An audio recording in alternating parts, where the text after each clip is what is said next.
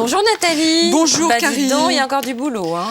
Écoutez, moi je dois dire que je suis là, je peux pas cautionner quoi. Je peux vraiment pas cautionner. Je trouve que jouer l'audience avec le voyeurisme, un accouchement en direct. On n'a pas provoqué non plus l'accouchement. Oui, mais enfin, franchement, on avait enfin le scoop, Karine. Si elle avait gardé son bébé un peu plus longtemps, on dépassait en France les 12 mois et demi qui ont été passés en Finlande. Et franchement, là, on arrivait à quelque chose. Et puis, une fois de plus, il faut quand même dire que finalement, vous avez cautionné le père, quoi. Vous avez aidé le père. Et donc, qu'est-ce qui se passe? Il y a un enfant qui est né, avec un père qui n'est pas prêt, une mère qui, elle, non, moi je suis vraiment en colère, une mère qui va avoir des désagréments. Aussi. Écoutez, Sauchefer, Madame Carvran, c'est pas moi qui l'invente, qui nous dit que ein untauglicher Vater, c'est ein zukünftiger Verbrecher, c'est-à-dire un père incompétent. Un père incompétent, c'est un enfant qui va être un futur délinquant. Enfin bon, écoutez, moi je pense que là il faut un petit peu qu'on se reprenne, parce qu'il y a quand même un complot, moi je trouve un complot général au maternel.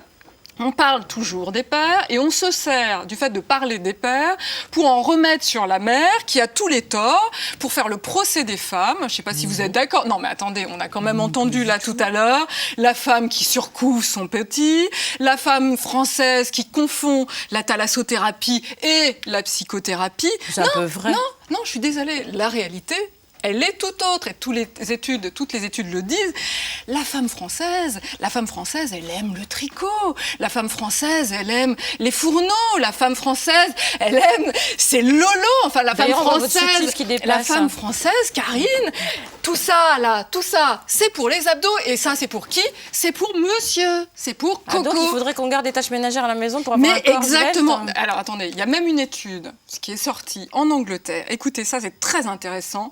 Les résultats de la méthode Yes Ma'am en Angleterre, où il y a plus de 65% des hommes qui ont pris cette méthode, Karine. Et les listes d'attente, je ne vous en parle pas, sont super longues. Et vous savez pourquoi? Parce qu'il y a un effet secondaire qui est assez formidable. Il a été prouvé que ces stages et ce volontarisme dans la résolution des tâches ménagères augmentaient la libido et la durée érectile, et qu'enfin, ces messieurs peuvent satisfaire leurs femmes. Et ce qui est très intéressant pour ces messieurs, c'est qu'il y a aucun effet secondaire de type migraine. C'est-à-dire que l'homme est à la résolution de la tâche ménagère, il n'y a plus de migraine de femme.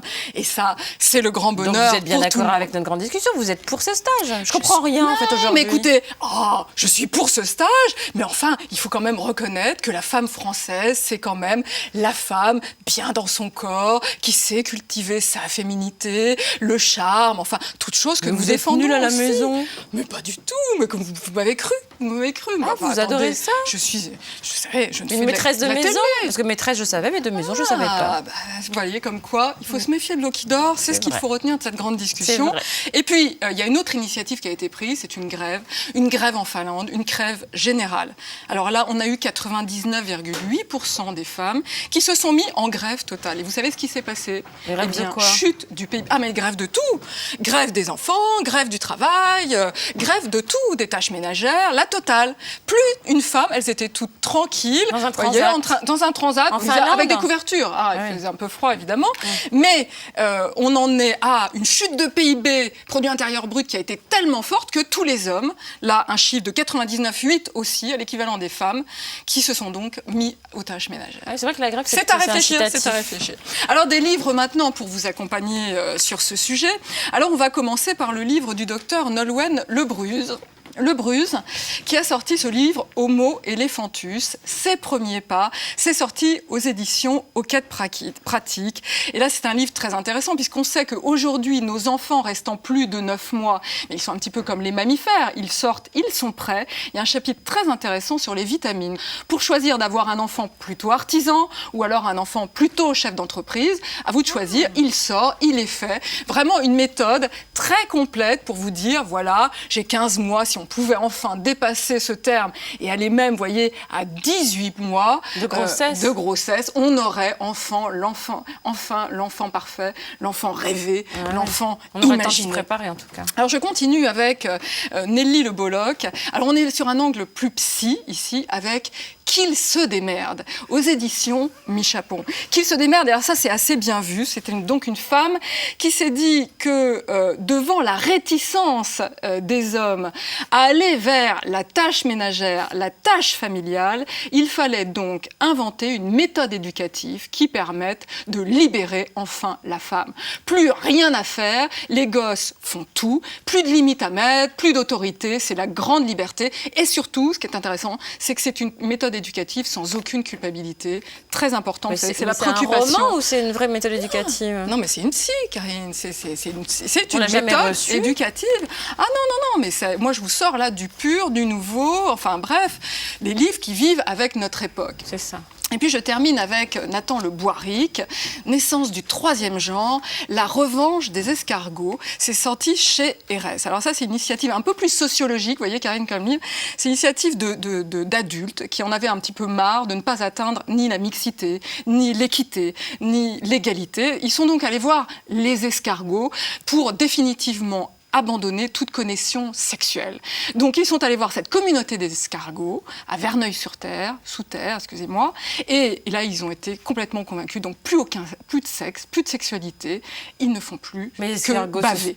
Voilà. Mais les escargots sont hermaphrodites. Et justement, il n'y a plus de question de sexe. À partir du moment où ils sont hermaphrodites, il y a l'équité obligatoire. Reconnaissez-le, Karine. C'est un très bon truc scientifique. Eh ben oui, mais vous disiez qu'il fallait faire l'amour et tout ça, donc là c'est plus... Ah, mais ça n'empêche pas. Mais comme ça, il n'y a plus de dominant-dominé. Voyez. Mais attendez. On est sur l'équité. Alors je vais continuer. Je vais continuer avec Nancy Lebrest. Alors les livres pour enfants. Alors là, c'est un livre vraiment très chouette. Comment j'ai renvoyé mes parents dans le ventre de leur mère. C'est sorti aux éditions École passive. C'est un petit livre très chouette pour les enfants à partir de 7 ans. C'est l'histoire de ces deux enfants qui étaient vraiment très déçus, très déprimés de voir leur mère usée, fatiguée, toujours au boulot, monsieur ne faisant rien. Ils ont donc décidé d'alléger la tâche de leur mère et de repartir dans le ventre. Donc là, je pense que nous allons battre le record de l'Homo elephantus, cette nouvelle race d'enfants. Excusez-moi, en aparté, mais oui. Nathan Le Boiric, Nelly Le Bolloc, Noël Lebrus, Nancy Lebrest, ça fait un peu... C'est pas vos pseudos, ça? Je me suis dit que c'était très important, enfin, d'émettre mes idées à moi. Vous comprenez, le faire-valoir des idées des autres. Bon, écoutez, je continue avec ce deuxième livre. C'est Nicolas Le Bigouden. Donc, vous voyez bien, Nicolas, enfin, c'est masculin. J'ai pas encore viré hermaphrodite, Karine. Alors là, je pense qu'elle va être ravie, parce que vous savez qu'autour de Yes Mam, nous avons sorti chez Gaspinard Jeunesse une série autour de ce personnage de Yes Mam. Et là, bon, il faut le dire, c'est plutôt de la fiction, vous voyez, je dirais même, il y a une certaine dose d'humour dans ce livre. Le jour où Yes Mam a rendu son tablier, parce que on peut rêver de ça aussi. Alors évidemment, pour elle, c'est un petit peu embêtant, c'est pour ça qu'elle a mis des droits d'auteur, parce qu'elle va perdre son gagne-pain, hein, si vous voulez, à partir du moment où le jour où enfin ces hommes seront prêts.